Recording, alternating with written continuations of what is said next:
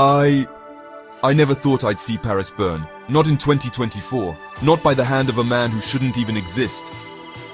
Paris, the city of light. A place where history and modernity dance in perfect harmony. The Eiffel Tower, standing tall against the skyline. Notre Dame, restored after the 2019 fire. Tourists flooding the Louvre, smartphones ready to capture the Mona Lisa's enigmatic smile. But on that day, the dance turned into a nightmare.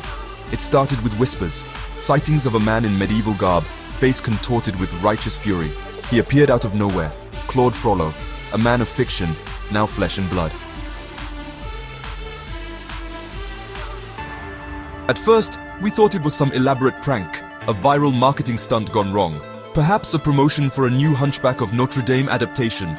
But then, the fire started. Small at first, but growing, consuming. It began in the narrow streets of the Latin Quarter, flames licking at centuries-old buildings. The police were overwhelmed. How do you arrest a literary character? They tried, of course. But Frollo seemed to vanish into thin air, only to reappear elsewhere. Social media exploded. Hashtag Frollo burns Paris again trended worldwide within minutes. Conspiracy theories ran wild. Was this a mass hallucination? A terrorist attack? Divine punishment?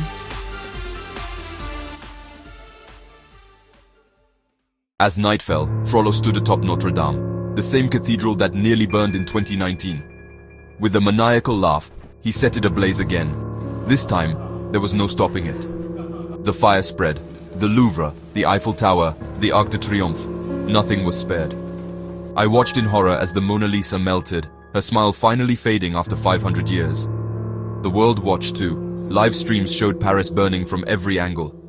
Satellites captured the inferno from space, a bright spot of destruction visible to astronauts. Leaders called for action, but what action can you take against a figment of imagination turned real?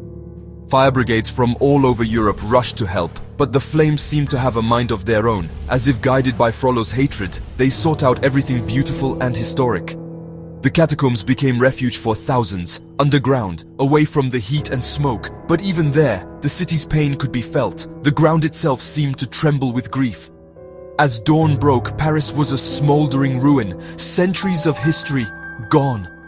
The Eiffel Tower, a twisted metal skeleton. The Louvre, a hollow shell.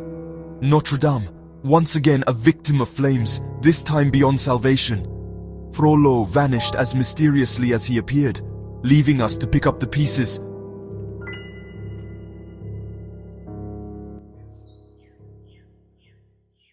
The questions remained. How? Why? What does it mean when fiction becomes reality? Philosophers debated. Scientists were baffled. Religious leaders called for prayer and reflection. But for us, the people of Paris, the questions were simpler. How do we move forward? We rebuilt before, we'll rebuild again. This time, with a new understanding of our world. But the scars will remain. Not just on our city, but on our psyche. On our understanding of what's possible. In a world where fiction can become deadly reality, what story will come to life next? Will Don Quixote ride through Madrid? Will Godzilla rise from Tokyo Bay? As I stand here looking at the ruins of my beloved city, I can't help but wonder, are we all just characters in some grand narrative? And if so, who's writing our story? Whatever the answer, one thing is clear. The line between imagination and reality has been burned away.